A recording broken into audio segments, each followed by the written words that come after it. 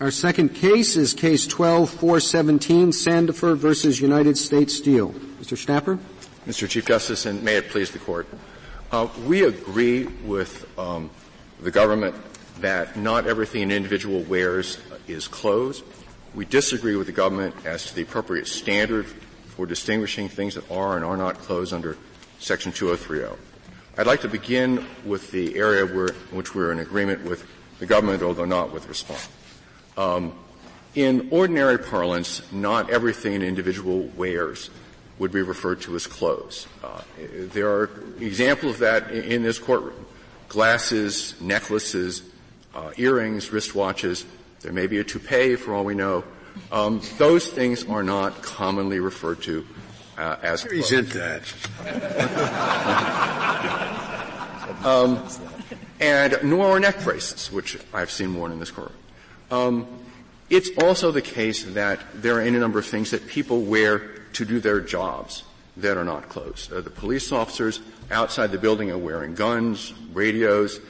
I suspect they have handcuffs. I couldn't see those.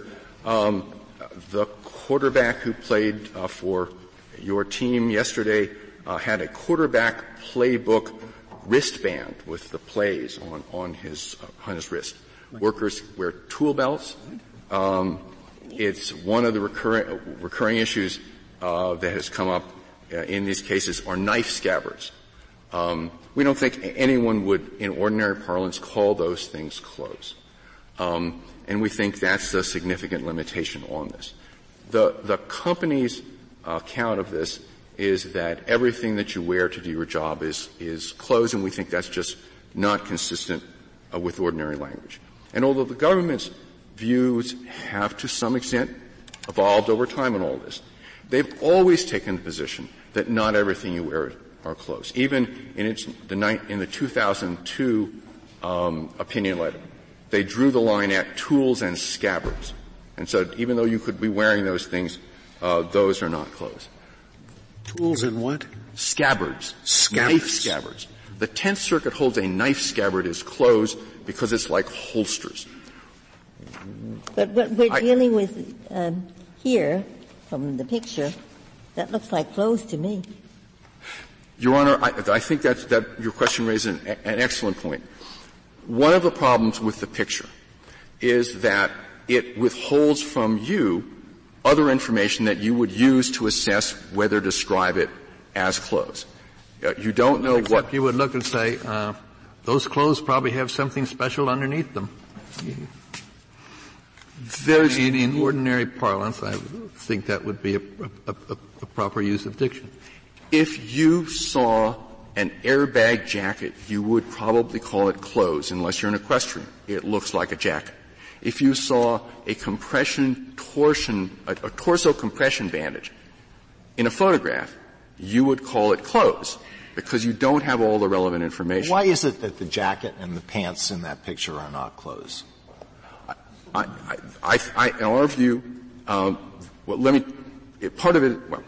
first of all, they are designed for a protective function, to protect you from catching fire. Well, this is one of the aspects of your argument that seems really puzzling to me. I don't know when a human being first got the idea of putting on clothing, I think it was one of the main reasons, and probably the main reason, was for protection.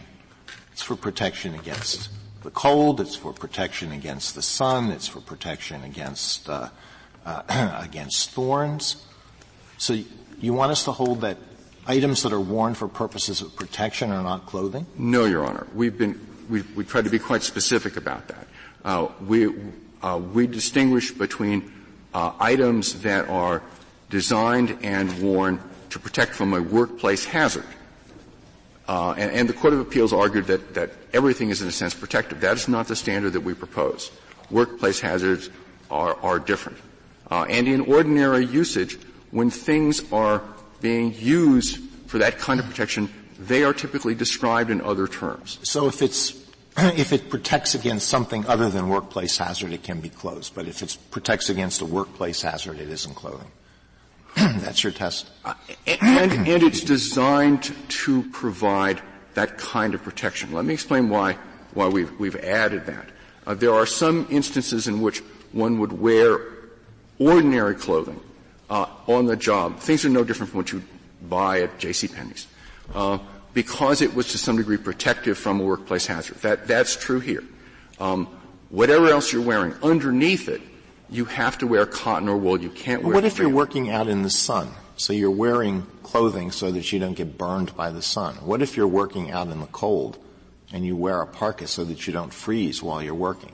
Are those workplace hazards? I don't think in ordinary parlance they'd be called workplace hazard. I mean, that's just the normal vicissitudes of life. But to give you an example of... So the guy who works in a freezer is not experiencing a normal hazard?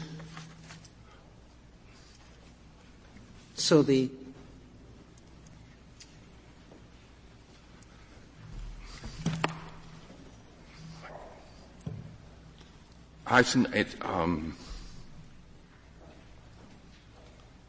think that you would be wearing a parka in a freezer just because it was warmer. I mean, if you stayed in there all day, it would be dangerous.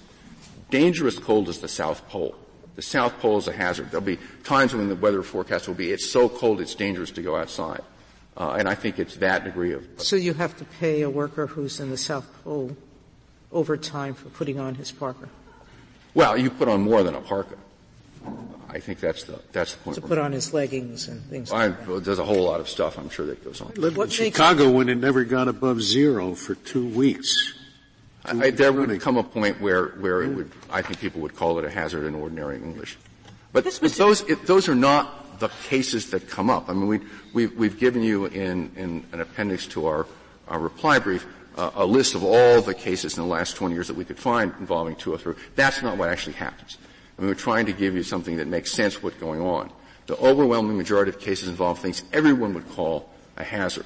Knives, molten metal, acids. I do have an understanding that you're right. That jewelry are not clothes, that toupees might not be, that makeup is not, and they cover the body. So I agree that a definition that says anything that covers the body might go too far. But I do have a problem with things that look like clothes. If I don't buy your argument that fire-resistant pants and shirts are not clothes, where would you propose I draw the line? Assume I say you're wrong on at least if it looks like clothes, it is clothes. Let's apply a little bit of common sense to life. I'm not entirely sure where what we would fall back to. Let me respond to that question, though, the premise of it a little bit. There's an old saying that if it looks like a duck and it swims like a duck and it quacks like a duck, it's a duck. It's a very famous thing. Right. Well, but part of the takeaway from that is whether you call something a duck depends on all the information you have. Let me change it a little bit. It looks like a duck. It's floating there in the water. There's a quacking sound, and there's some men in a shed wearing camouflage gear and guns. It's probably not a duck. And yet if you took a picture of just the duck... You don't want to say they're wearing guns. No, they're wearing camouflage and holding guns. And holding guns. I certainly misspoke. I certainly, yes. But our point is, how you characterize something depends on all the information. Now, you may want to conclude, although I think it would be wrong, that even when you have all the information, even if you understand that this is protective in nature, you understand that it has to be worn because of very severe dangers. You understand that the person is wearing a hood over his head not because it's cold, but because although it's probably 100 degrees where he's working, he's in danger of being burned if he doesn't wear it. If after that you call it clothes, I disagree with you, but I think that's at least the right way to analyze it. But to say a picture looks like clothes is to ask how we would characterize something if we didn't have all the information. I think that's certainly inappropriate.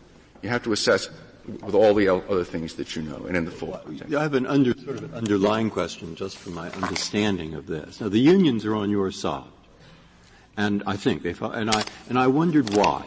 And this is my thought, which suggests that I may not understand this perfectly.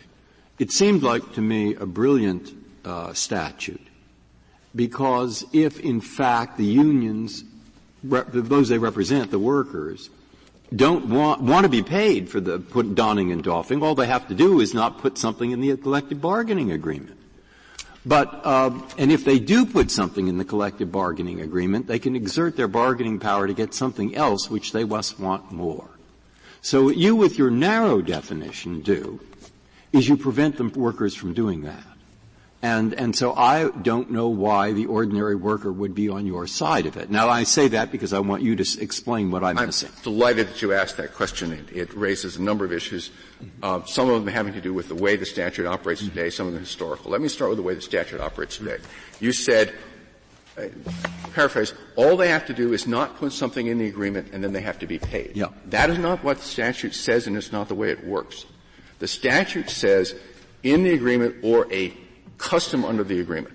The lower courts, as we've explained in our reply brief, have taken the position that what that means is if there's a collective bargaining agreement and it doesn't expressly require that they be paid for the stuff, then not paying for it is a custom under the contract.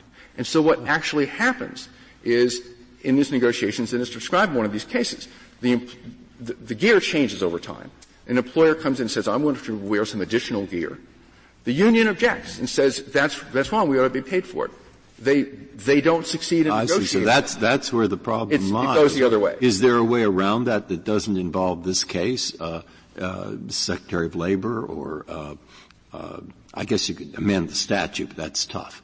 That's the way the statute works now, and that explains. That's part of the reason why I think they're there. But there's something broader, and this will take a minute. But the historical context is uniquely important to understanding why there was opposition to this at the time. It's sort of a three-act play, if you'll bear with me. The first has to do with the three lawsuits that lead to the Portal Act. Those are lawsuits between employers and unions. The CIO, at this point in time, was advancing the rights of workers and interests of workers in two ways. A, in negotiations. And B, if they couldn't get something in negotiations, but they thought it was required under the Fair Labor Standards Act, then they would sue. Or they would take the position in negotiations that you had to be provided. There's a 1991 Buffalo Law Review article that describes this history. And in one of those cases, the union actually struck unsuccessfully for this and then proceeded on a legal track. So that was what the CIO was doing. They wanted both. They wanted both the statute and negotiation. In the House version of the Portal Act, Section 3 effectively banned that. Section 3 said, if something's going on and it's a company practice and it doesn't violate the collective bargaining agreement, it's legal.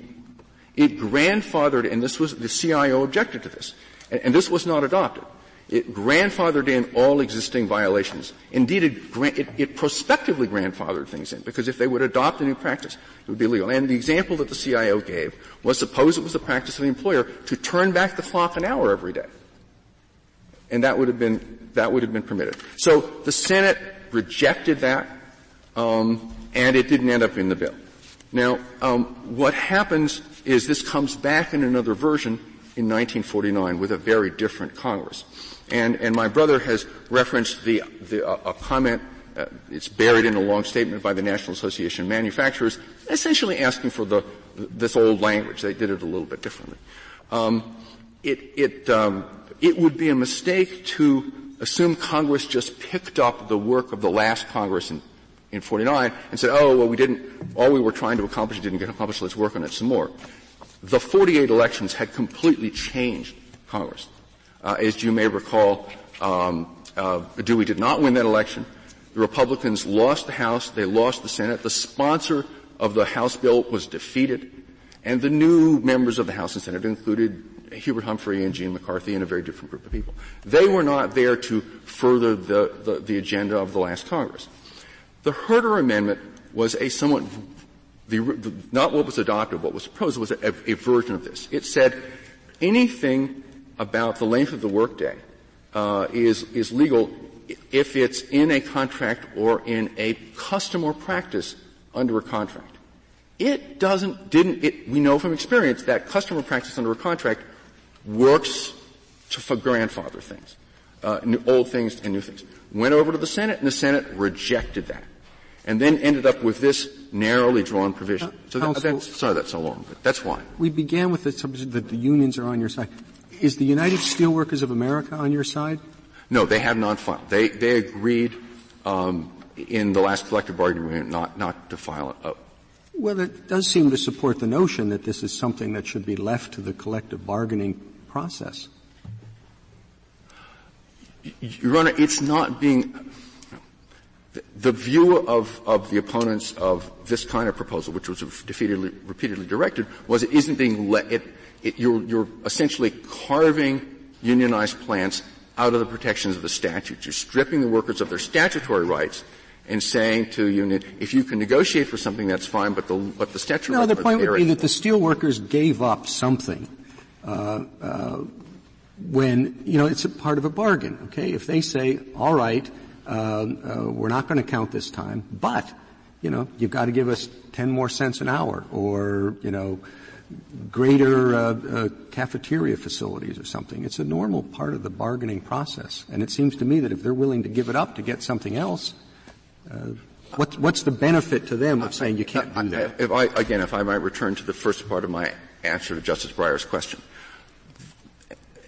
The way this ordinarily works, and it's reflected in the cases we described in our yellow brief, is that the company's position is we don't need your permission to do this. And that's true. That's true in one sense, which is if it's not permitted, unless the contract bans it, it becomes a de facto practice and it's legal. But it's also usually the company's position that the union is wrong about the meaning of the Fair Labor Standards Act. There's a dispute in this case on the part of the company as to whether this is a principal activity. They've argued it's de minimis. So this is an issue about which people bargain the way they would bargain about an extra holiday. But it is not a situation in which the union walks in, is entitled to this, and trades it for something. That simply isn't what's going on. No, but if the union, is it consistent with the union's duty to represent your client for them to bargain away something to which your clients are entitled under the Fair Labor Standards Act? The company's position is it's not something that they're entitled to. No. And the so union. If the union. I understand. Yeah. I understand the question, but the union can go in and say we think we're entitled to this under the Fair Labor Standards Act, and the company would say no, we don't. Mr. Snapper, and then if they can't get it. Another question. We're talking about time and whether it will be paid. And we have one worker that puts on this protective garb. And then we have another, the baker. It takes him about the same amount of time to put on everything he has to put on. But everybody agrees he doesn't get paid for that. What is that would come within the clothing. So we have all kinds of people who have to wear special uniforms, a doorman and an apartment house. It takes them time to put it on. Why should there be a distinction in getting paid between the protective garb and something that you must wear on the job? Yes. Our answer to that, Justice Ginsburg, is that the statute says clothes. It doesn't say anything you wear. And we agree with the government that there are things you could put on that would not be clothes and that you'd have to be paid for. And I think we disagree with the government about what those are. But and indeed the Court of Appeals in this case and most courts of appeals have held that there are things you put on that are not clothes. So the statute distinguishes between clothes and other things. We have to figure out what that distinction means. But I thought that your distinction was, well, there are two sets of clothes, to use a better word. There are two sets of clothes. They both look like clothes, but one is for a protective function and one is for a sanitary function. And that's the distinction that you want to draw. And I guess another way of saying Justice Ginsburg's question is, why should we look at a word that just says clothes and make that distinction as to what the purpose of changing clothing is, whether it's for sanitary reasons or whether it's for protective reasons or whether it's because people want doormen to look nice? Well, Your Honor, I think in ordinary parlance, whether you're going to call something clothes or not depends, as the government says at page 25 of its brief, on both its form and its function. And there's a continuum of things, and you have to draw a line somewhere. Yeah, but common usage doesn't separate from the meaning of clothes only those protective garments that are required by the occupation, that are required by the employer. That's a very strange definition of clothes. Hunters, when they're hunting birds, wear trousers that are brush-proof. They, resist briars and other things. Those are protective, and those pants wouldn't be worn elsewhere. Now, I can understand you're arguing those are not clothes because they perform a protective function other than heat and cold. But you're proposing a very odd definition of clothes. It excludes only those protective garments that are protection against workplace hazards. Right. Your Honor. That's very strange. Well, Your Honor, we are not undertaking to give you a comprehensive definition of what items are and aren't clothes. The variety of things people wear is extraordinarily complicated. And we have not taken that on. What we have tried to suggest is... But you have taken it on. You're trying to tell us what is the ordinary meaning of clothes. That's what you're appealing to, the ordinary meaning. Your Honor, I suggest the ordinary meaning is not what you have proposed. Well, we may disagree with the substance, but it includes protective garments. And you wanted to include all protective garments, I guess, except those that protect against workplace hazards. All we're asking the Court to hold is that certain things are not clothes. We're not undertaking to sort out among the things that hunters wear where you would draw the line. I mean, ordinary parlance is complicated. But we think, look, it's certainly the case, we believe, that not everything people wear is clothes. And the problem is to fashion a standard. We think the government standard simply doesn't work. And it doesn't work for two reasons. Their standard, as we understand it, and my brother will address this in greater detail, is that the Court should distinguish between clothes on the one hand and equipment, devices, and tools on the other. Now, we think this doesn't work for a couple of reasons. First of all, the distinction isn't clear. In footnote 6, they note the lower courts have been divided about gloves and then say they think gloves are clothes. They don't explain that. They note that the lower courts have been divided about leather aprons. At page 24 and 25, they describe labor board decisions and some other things which have characterized certain items as use of the whole approach. You're saying you're not going to give us a test. You're just going to criticize their test. No. Well, I mean, and our test is an item is not clothes if it is worn to protect against a workplace hazard and was designed to protect against hazards. But as I say, if I might just finish my point, the government standard it's not clear how they got and where they did. They notice there are divisions about a number of different things, and then what they describe as on the not closed side of the line on pages 24 and 25 sound a lot like what people are wearing here. In addition, casting it as the government has forces the lower courts to decide what are equipment, tools, and devices, because anything that's not an equipment, a tool, or a device would end up being clothes. And that simply recasts the question about some words that are not in the statute. The words that is somewhat broader and doesn't trigger all this is gear. And if I might say just one or two things about it, the government used the word gear in its 1997, 2001, 2002, and 2010 opinion letters, although they take different substantive positions. They quote the word equipment from this Court's decision in Alvarez, and the word equipment is there twice, but the word gear is used 28 times.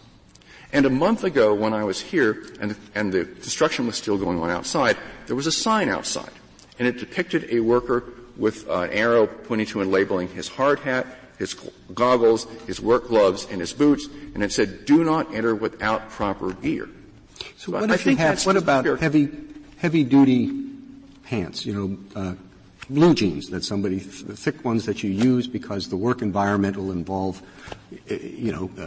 grease and hot things and all, but that you wouldn't necessarily, or a particular worker wouldn't wear off the steel mill site? Is that clothing designed to protect against work hazards, or is it Some people would wear that outside the steel plant, other people wouldn't. Well, certainly people wear blue jeans under all sorts of circumstances. Yeah, but there are heavier duty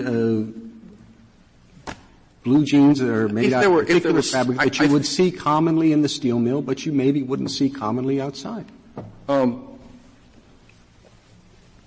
If there was something identifiable in the mill that was a hazard, that might fall there. But we've also taken the position, I'm not quite sure, I'm not familiar with these particular kinds of items, that things that you would wear that weren't designed to deal with hazards wouldn't be within our carve out.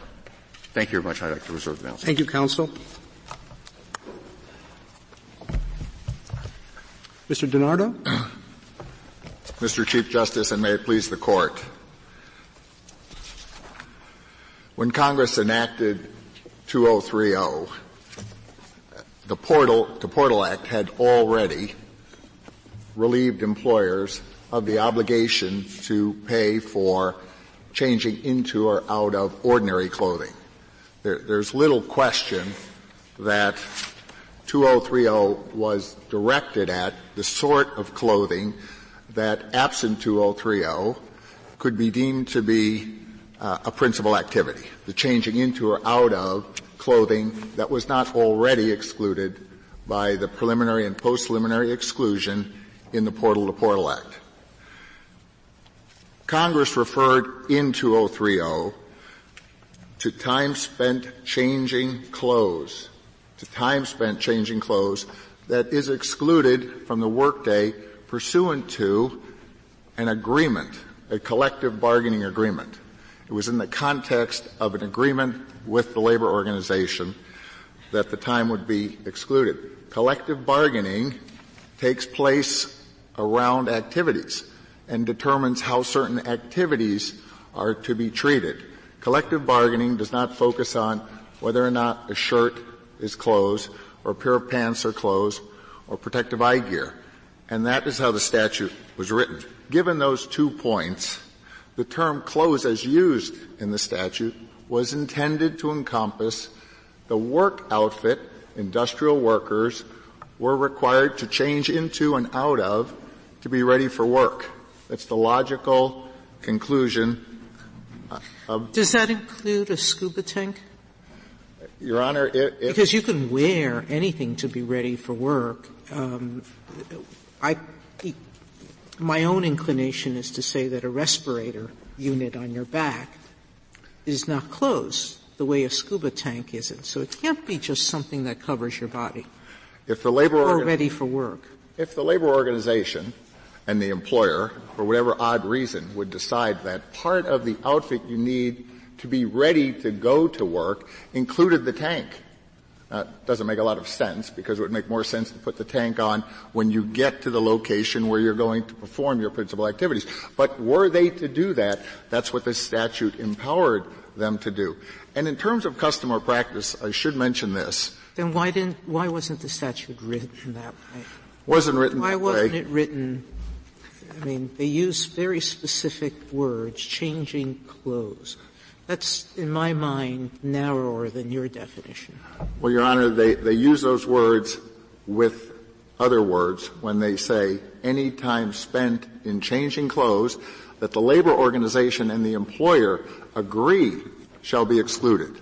They don't say it in the abstract. It is pursuant to an agreement. And a customer practice, and the case law will bear this out, is an agreement. It is not unilateral action, Your Honor. It is by either very open acquiescence or long-term acquiescence. Yes, well, that's what I think he's saying is this, that my puzzle was, why is this a big deal for the unions? All they have to do is keep their mouths shut, and the employer is going to have to go to them and say, we want this in the agreement. But he said, but you haven't read those words, customer practice. And if you see the words customer practice, you'll see that an awful lot of businesses or firms or manufacturing across the country actually has long had a customer practice where they didn't pay for that. You know, they didn't exclude it, or they didn't. So in those circumstances, it's the union that's going to have to go to the employer and say, please put some other words in the agreement so we get this out of the statute. And now I have no idea. I think that's what his point was. And of course, this is an empirical question in part of that kind of point, which is logically sound, affects a certain number of workers in industries. And I would next be curious, either you or the SG or anyone has some estimate of what we're talking about quantitatively.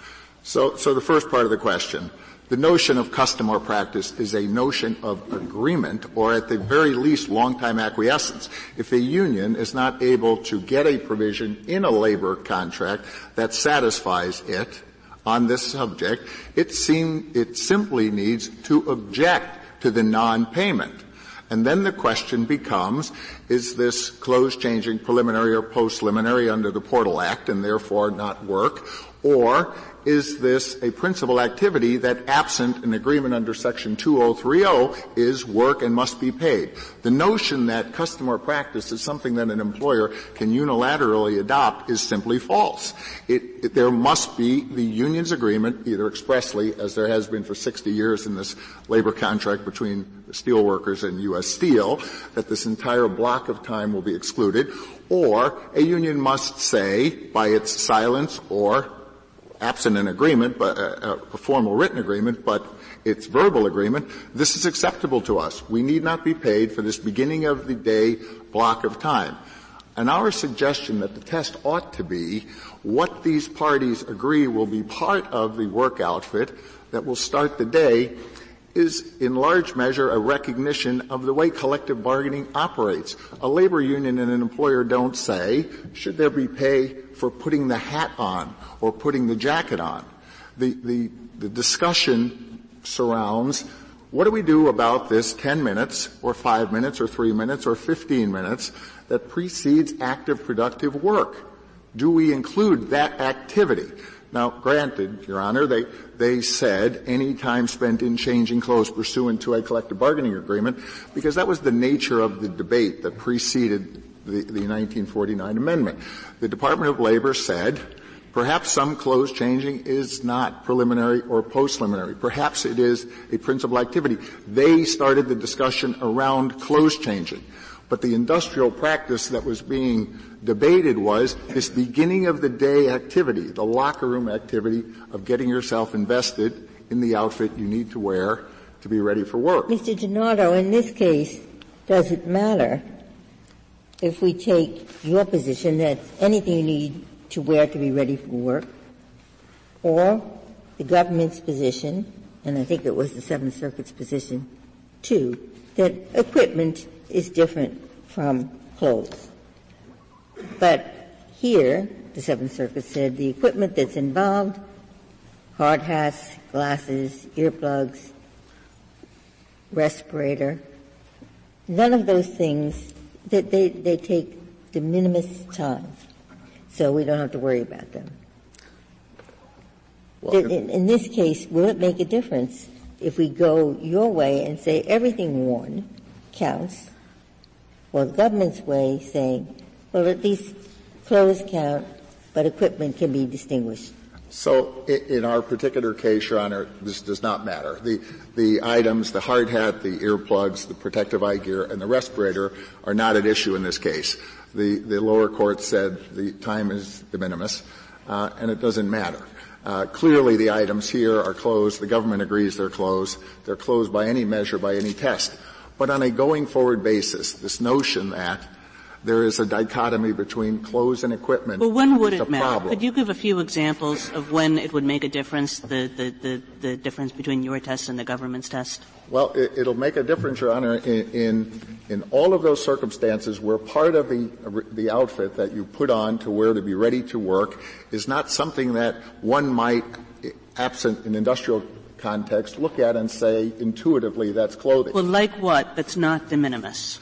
So, for example, well, in many respects, I should say, these sorts of items are in fact de minimis. It takes seconds for a police officer to put a vest on that's made of Kevlar, for example, a modern fabric that can protect, and yet it's specialized, but it's a matter of seconds.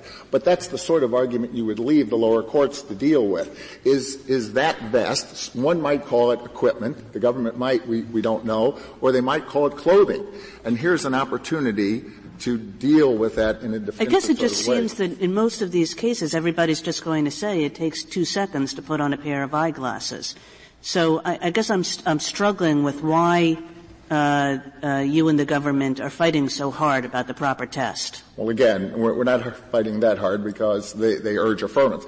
But the proper test, I would suggest this, as the Court of Appeals mentioned, is this clothing or equipment? And it answered its own question. Well, really, it's both. The problem with trying that dichotomy is you'll leave everyone to argue, is this particular item, quote, equipment? So, is the worker in the meat factories, chain, link vest or shirt? They call it a shirt, but it's made out of chain link. Is that equipment or is that clothes? I think the government you and the government are fighting simply because the government is being principled. The word of the statute is clothes. And nobody would consider eyeglasses or a wristwatch or some of this other specialized equipment to be clothes.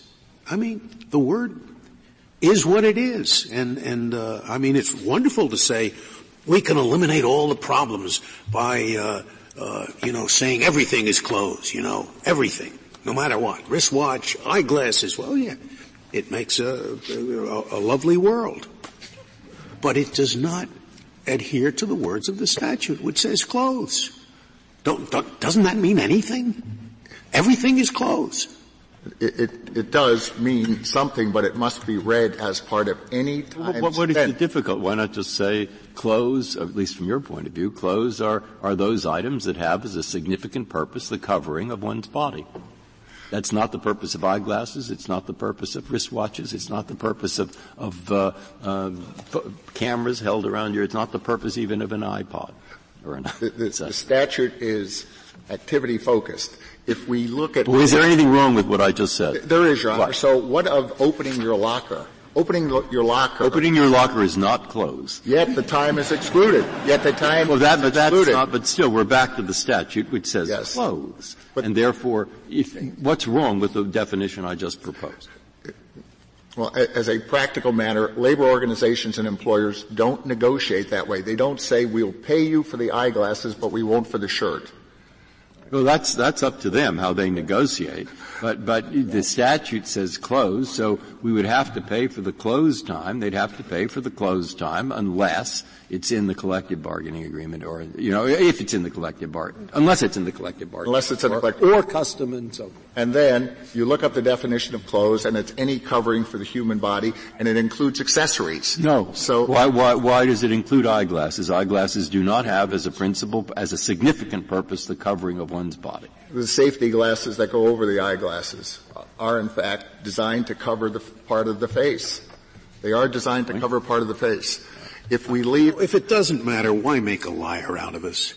Why make us say something that everybody knows is not true? That everything you put on is clothes. But it's not everything you put on. It's earrings, work outfit. Eyeglasses, whatever. It would be the work outfit that the employer and the union agreed you need to have on your person to be ready for work. You cannot get that very precise limitation out of the word clothes. You just can't and say it's only protective gear for work. It's not other protective gear. Okay? It's only those earrings you have to wear for work. Otherwise, earrings are not clothes. But if they're required for work, they become clothes.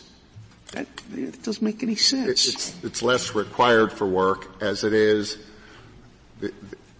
The Congress was after allowing this block of time to be dealt with. So maybe we could call them constructive clothes, which means they're not clothes. And it's less the individual nature of the item as it is the activity. Is this part of the activity of changing your clothes? And if part of the activity of changing your clothes is taking off your eyeglasses and putting them in your locker and putting safety glasses on, that piece of time is covered by the statute, even though in reality the union wouldn't bargain over that piece of time. They would bargain over what shall we do with this pre-shift time. Leaving your definition would include somebody spending an hour putting on a suit of armor if he's going to be a jouster. It would include the space people who put on that complicated white suit that has all the connections to equipment. Well, I would suggest that what it's made of should not matter. So the material shouldn't matter. Right. Function shouldn't matter. In terms of the time, function doesn't matter, then how do we define clothes? The function should matter because function covers the body. Sometimes it could be for protection. Sometimes it could be for identification. So some people have to wear certain things so they're identified. Other people have to wear things at work so they're protected. I think that shouldn't matter. And the length of time, frankly, shouldn't matter because the agreement must be bona fide. The statute has a protection for a union that doesn't extract something in exchange for agreeing that this increment of time will be excluded. The statute requires that the labor agreement be a bona fide labor agreement. So the obligation of bargaining in fulfilling your obligation of fair representation is built into the statute. I believe there's been a great deal of focus on an item-by-item investigation of these issues in countless numbers of these cases, and that is the wrong approach. Well, nothing has been said about the word changing. Maybe you could say something about that. Isn't it awkward to refer to the changing of clothes when all that the person is doing is putting on clothing on top of clothing that the person is already wearing? So it's not the way the term is normally used, is it? So I would say this. In this particular case, the facts of this case and the records replete with declarations, the most common event is a worker comes to his locker, takes off some of their clothes. They're required to put their personal long underwear shirt on and long underwear pants on, then the gear that's in then the clothing that's in the picture. That's the actual events in this case. But if someone were to come in and in their long underwear and not have to take their outer clothes off and just put the items that are in the record on, then the question becomes, have they changed because they've simply layered? I would say this. It's not the most common use of the term changing, but it is a definition of changing to make different. I think it would happen here. So it's actually not the facts of this particular case. I think the word is certainly broad enough to encompass. And lastly, it would make no sense in the statute to allow the personal idiosyncrasies of those people coming to work, someone who decides to layer their items over what they have on, someone else who decides to take them off before they layer. I would say that reading the statute as an activity-based statute is consistent as well with the notion of washing, which is in the statute. We don't think of turning a shower on necessarily or retrieving a towel as washing. The statute excludes time spent washing, and we don't try to drill down what exactly is washing.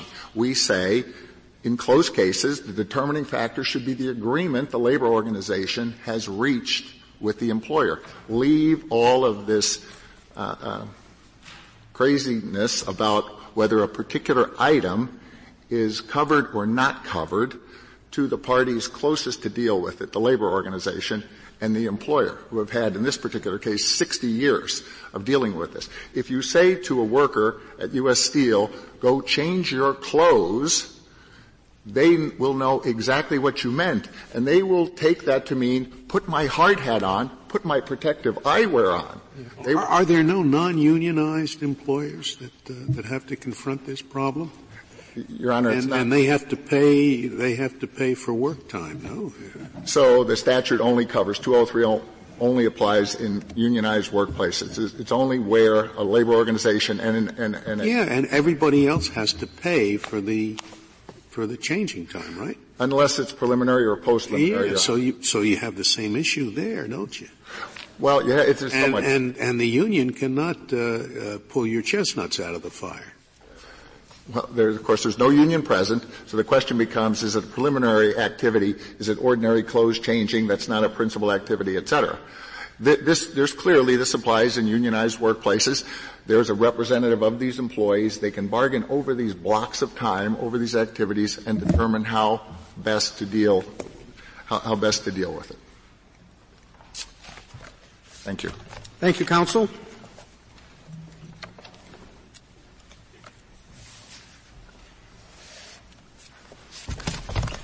Mr. Yang? Mr. Chief Justice, and may it please the Court. Mr. Yang, I will let you speak, but could you answer Justice Scalia's question? If we were to adopt your colleague's broader definition, would it affect preliminary and post-activity definitions? Not at all. We only get to the question of Section 3.0 when a preliminary activity is deemed to be so integral and indispensable to the primary work that itself is primary work and therefore would be compensable. So, as, for instance, the Court held in Steiner, there was chemical plant workers who the donning and doffing of their clothing for work purposes was so indispensable to their chemical factory work, it was deemed to be essential. In that context, you might have a collective bargaining agreement that allows the union on behalf of employees and the employer to provide for an alternative method of compensating this type of work. And in that context, there are two central inquiries that I would like to address today.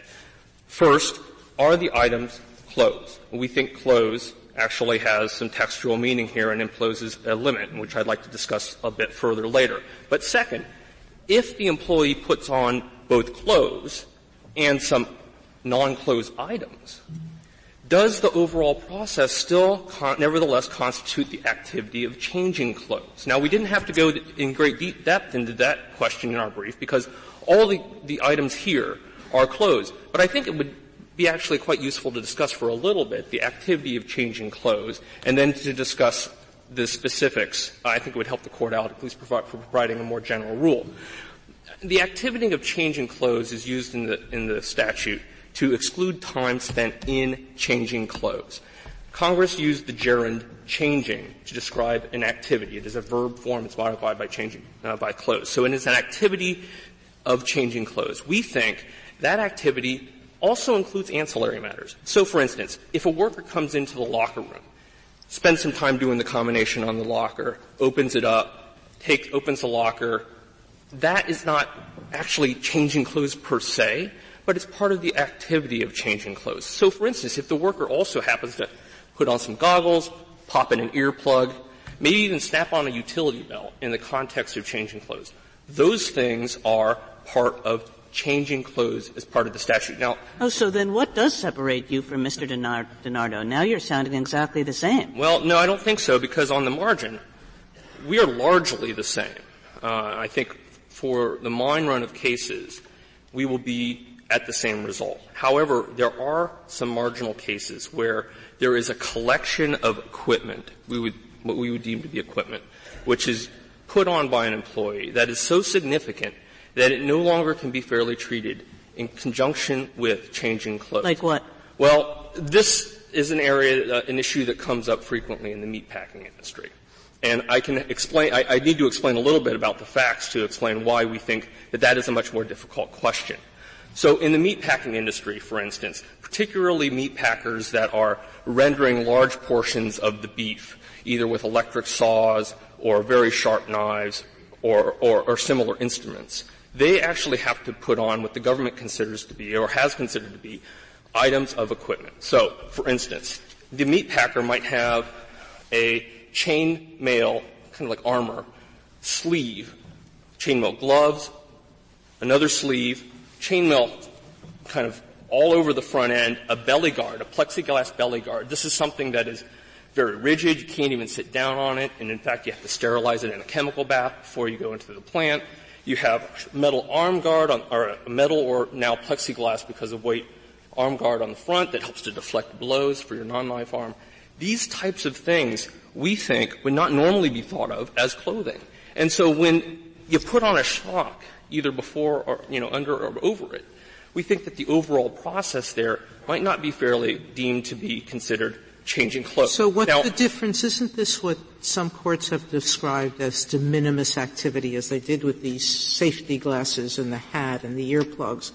How about a metal apron?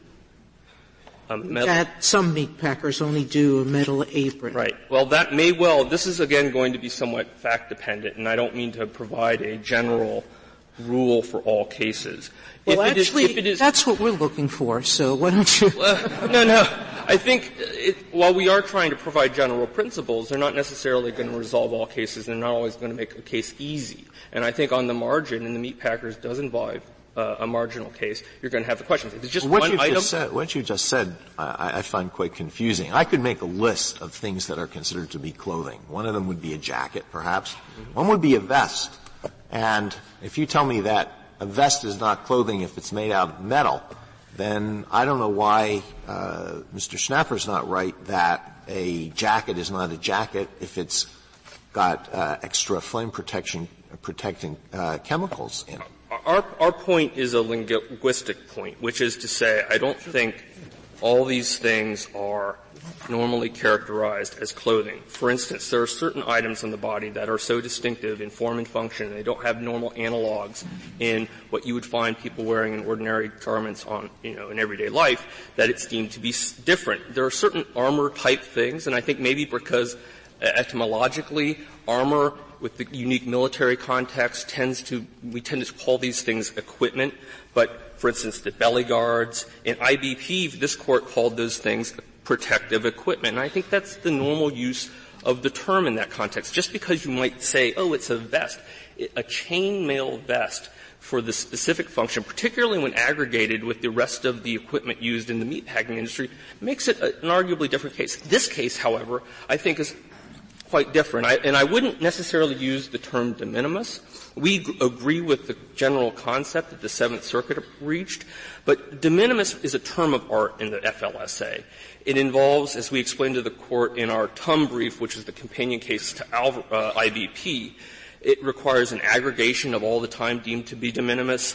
There's a regulation, Section 785.47, that imposes some other requirements. We think it's not so helpful to use that term, but if somebody in the meatpacking industry puts on something that would be clothing, but also puts on all these other things that you say are not clothing. Now, you would say in that situation, putting on all of this additional stuff is not ancillary, and that is for what reason? Because it takes more time in relation to the clothing, or the number of non-clothing items exceeds the number of non-clothing items? What does that mean? Well, I think it means that when the process is predominantly involving equipment and not clothes, we would think that it's different. And I don't think there's really any question that there has to be a line. For instance, if an employer had an employee go out and as part of the work, changing the clothes, also go and collect your tools for the day and assemble them in your tool belt, no one would say that's changing clothes, even if at the end of all of that you put on your jacket and you walked out. So we're simply trying to draw a line that I think faithfully reflects the common understanding of clothes in this context. At the same time, we believe that the term clothes is quite broad. Do you have any estimate on the empirical? There are only two people who know the Department of Labor, the AFL-CIO, and they didn't tell us the latter. So what we're thinking of, I think, is workplace hazard clothing, okay? And the problem, I think, that was raised is that the union can't make an agreement about this without a lot of trouble anyway. They can't just shut up, in other words, and see that there'll be compensation, because there's a custom or practice in the industry of not giving the compensation. I'm not sure. No, you follow? There has to be a custom or practice under the collective bargaining. Yeah, but they've had collective bargaining agreements in steel forever. All right, so if we go back to 1949 or 1952, and they entered into some big deal agreement, I mean, what was the custom or practice at that time? I don't know. I suspect you don't know. I wonder if the Department of Labor knows. Well, I think the custom. I wonder if anyone knows. On the record in this case, yeah, I think the custom of practice was to not separately compensate. All right. So they're saying, that was actually made express exactly in this case, and I think that's actually illustrative of the type of things that we're talking about. Remember, we're talking about 100% cotton. If you look at the label, it's in the record. 100% cotton jacket and pants. You've got, arm guards, wristlets and leggings, but these things are quite analogous to what we would have in normal clothing. And then you have some things that are on the edge. But we think that when that's done in conjunction with changing clothes, that's incidental. Just as an employee might put on a name tag after they dress, or put on their ID badge for security purposes, or snap on a utility belt. You want us to say it's incidental instead of de minimis. That's our preference. What's the consequence of calling it incidental? Well, we think it avoids complications and problems with the special doctrine that applies more generally in the FLSA, which is the de minimis time doctrine. Thank you, counsel. Mr. Schnapper, you have 4 minutes. I'd like to address a number of questions that were asked earlier and then to respond to a point my brother made. With regard to the question from Justice Breyer, it is the experience of the United Food and Commercial Workers that the position companies take with regard to these items is simply another bargainable unit item, like a holiday. It is not treated by them as something unions are entitled to. Justice Ginsburg, you asked why it matters here, and whether the items, how we characterize the items about which the government would disagree with the company, at least in isolation. And it matters for 2 reasons that have to do with the broader context of the Fair Labor Standards Act. First, as we explained in our reply brief, there's an unchallenged rule that an employer has to pay a worker for carrying tools or other things needed to do the job to the workstation. If anything in this list isn't clothes and the workers have to have it at the workstation, it would presumptively fall within the tool carrying rule. So it's very important to the company in this case that all of it be closed. It's also important under the position that the government took in its brief in Tum, which was a companion case to Alvarez. The government's position with which we agree is that once there is any non-2030 exempt item, it starts the calculation of the de minimis time, which then includes not only the time for that item, but the travel time that follows. It starts the de minimis clock. If that's right, then if anything in this case isn't 2030 exempt, the company would have to change its practice. Justice Kagan, you asked more broadly why the test matters, and I think the government was moving in this direction. There is generally few, if any, cases involving poultry or poultry processing in which there's stuff that would meet the, well, if I had a photograph of it, it looks like clothes test. It's almost all gear. And so in that industry, it's of enormous importance, the difference between the government's position at least in its brief, and the company's position. That has great implications for those plants. Finally, if I might respond to a point that the government made. The government has introduced another concept, I think, that's not set forth in the brief, but I want to address, and that's that in addition to the process that would go on any of our standards of separating out what things are closed and what things are not closed, the government would then overlay that with an ancillary test. And if it's predominantly closed, then the whole thing counts as closed. If it's predominantly non-closed, it goes the other way. I don't know. I think that's another area of uncertainty shouldn't inflict on the lower courts. And it's not consistent with the statute. The statute doesn't say changing clothes and ancillary stuff. I'd agree about opening the locker. It's necessary to change your clothes. But when you start taking things which the government would agree by themselves aren't closed and say, well, this falls within changing clothes even though it's not closed because it's sort of happening at the same time, it seems to me you're opening up another can of worms that should stay closed. Mr. Schnapper, I'm sorry. What is the practice in the poultry industry to which you referred? Are those unionized workplaces and have bargained on this? I believe about 60% are and the rest are not. The poultry industry filed a where they have collective bargaining agreements, are they compensated for this time or not? Generally not. Generally not. The unions have not been able to negotiate that. It's the arrangement that I just described. And of course, there are a large number of non-unionized plants. They have to pay for all this. Do you happen to know why the government hasn't issued a regulation on this? It seems the quintessential question of statutory interpretation to which we would normally defer to the agency. Why hasn't — this is really a question to Mr. Yang, but do you just happen to know, given the history of all of this and all these guidance documents, why they've never just, come to everybody's aid and issued a regulation? I do not know, Your Honor.